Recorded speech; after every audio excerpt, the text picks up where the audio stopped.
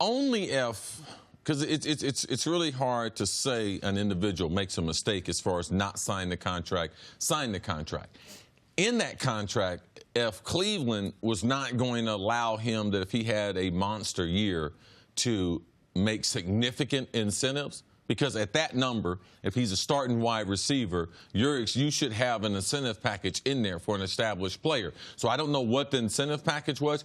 I think it's right now best to be playing football. I think their quarterback situation in Cleveland has stabilized. Maybe Dez Bryant, which some current players, a lot of times, they don't know the climate of what the league is and where the team might be headed. And they think the Browns are the worst option. Yeah, the last couple of years, like, why would he go to the Browns? Like, he's been in all the big-time games. He's played in the NFC, prime time in Dallas, and now he's off Broadway, so to speak, what he thinks in Cleveland. So he might not think, no, I'll go somewhere else. I would go to New England or one of the other franchises for that money, but not to Cleveland. So I think being on a roster for him, not being on the roster week number 1 is a mistake. So if he happens to not sign with anyone, then I will call the Cleveland contract a mistake, because if you look at Cleveland, Josh Gordon activated, but bad hamstring, tweaked his hamstring a couple days ago in practice.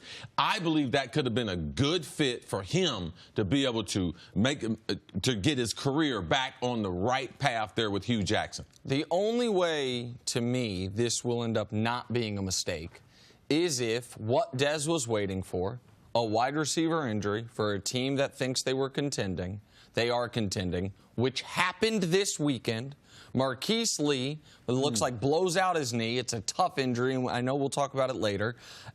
If the Jags call and say, Dez, we need you, and we'll offer similar or greater money than Cleveland. Now, I'll say this. If I'm a wide receiver, I'd rather play in Cleveland this year than in Jacksonville. But if he's just worried about, I think Tyrod and eventually Baker are better options than Blake Bortles. I also think you're not going to have the coverage shifted to you as much in Cleveland as Jacksonville because of the other talented receivers. I also like Todd Haley as a play caller. A lot of reasons I like that situation more. But maybe Jacksonville's going to scratch out $6 million for him. And maybe it is just a financial decision. But let's say they offered him $4 million.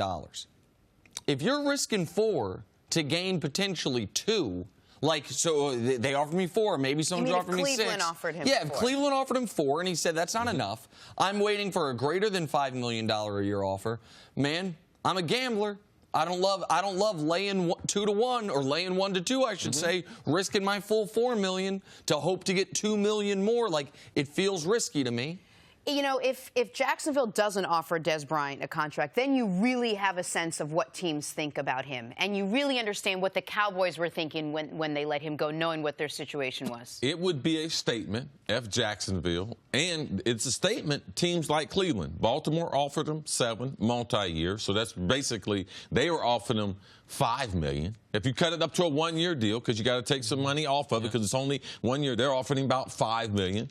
Cleveland's offered him less than 5. So a lot of times people think what a market's going to be, but the market is what someone would pay. As far as going to Cleveland or going to Jacksonville, trying to impress a team, I would try to go somewhere, if I had choices, to a team that I could stay with long term. So I like the concept of being in Cleveland, because what I would do is play so well that they would have to play 3 wide receivers. They would move Josh to the Z. They would move Jarvis to the slot, which is where he's supposed to be. He led the NFL as slot receiver last year, and then I would play my normal X receiver. But if you go to Jacksonville, they don't have a long-term solution at wide receiver. They don't have a big-time quarterback that they're paying a big-time contract, but they do have a big-time defense. He's going to get a lot of one-on-one coverage with Leonard Fournette banging it up on in there against 8-man front. So Jacksonville, to me, if they call, would be very, very enticing, because I would be able to stay there potentially long-term after having a good 1 year, Nick. And if Jacksonville doesn't call, then there's no wide receiver injury that's going to make someone call. Because Jacksonville, what's the headline you read this weekend that made you that kind of made you chuckle a bit? Jacksonville's most established receiver seriously injured. Yes. And we're talking about Marquise Lee. Like, going into last year, I don't think people thought Marquise Lee has established nothing. Right. I mean, seriously. No, think about it like this. Going into last year, Jacksonville had a nice receiving corps before the Allen Robinson injury. But it was Allen Robinson, then Allen Hurns, then Marquise Lee. All three of their top-ranked receivers from just a year ago are gone, and the only addition is Dante Moncrief. They drafted a wide receiver in the second round. We'll see if DJ Chark works out. And no other major free agent additions. Like, that is, I mean, if the Jags, who think they can win a Super Bowl, lose their #1 receiver this late in the preseason and still don't call, then what scenario are we talking about? And also, let's not forget, this is a guy who's been watching Dez for his whole career in Tom Coughlin. So Tom Coughlin's played against him with the Giants and the Cowboys. So it's like a lot of times when you are a free agent, the teams most likely to get you, look at New England. Man, let someone in Buffalo, the Jets, Miami, the Dolphins, Wes Welker, like you watch your division so much, you have more intel, you scout them more. Your scouting department knows they're in your division, so they're really up on the talent in your division. Here's what I have a hard time understanding. The one thing I've learned from both of you, as far as this story goes, is that you are worth what the market dictates you're worth, right? So now you're saying Baltimore offered with incentive, whatever, about $5 million. Yes. The Browns offered somewhere between $4 and whatever it is, that much. When is he going to understand that that's it? That's where the money is going to be. And at some point with like 10 days left to go. So as a former player, how are you so out of touch with where you fit into the rest of the league? I learned this example from a person you might not think you would learn a lesson from. Deion Sanders taught me. He said, Chris, hey, man, everybody got their own reality, bro.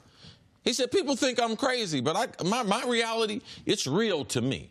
And Dez, in free agency, I don't know what he was trying to accomplish. I know he was shocked by his end meeting with the Dallas Cowboys, the one that Nick, his agent, told him, go in there, stand up on the table. Absolutely. Take a hard line. Dare him to cut you. I got fired as his agent shortly. I mean, we're talking about 11 days from the opening of the season. That's your reality.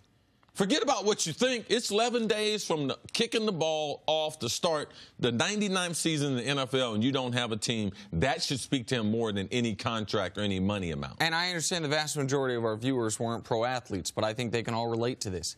It is hard to go backwards in salary, especially when you're not expecting it in any industry. One of some of my best friends who do radio at young age, they get big contracts like because they're radio, like huge ratings early on.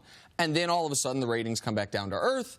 Hey, we want to keep you, but not only do we not want to give you a raise, but we want to have a salary correction. Man, I've seen people walk away from more money doing something they love than they can make doing anything else because they're insulted by it. You were paying me X. Now you want to pay me X minus, not X plus? That's hard for people to do. You get accustomed to something.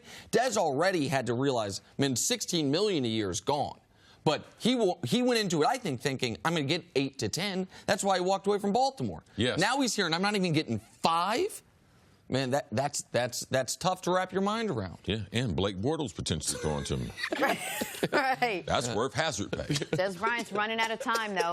Thanks for watching. Subscribe here to get the latest from the show. Also, be sure to check out more of the best clips from First Things First, or go watch a few segments from our other shows on FS1.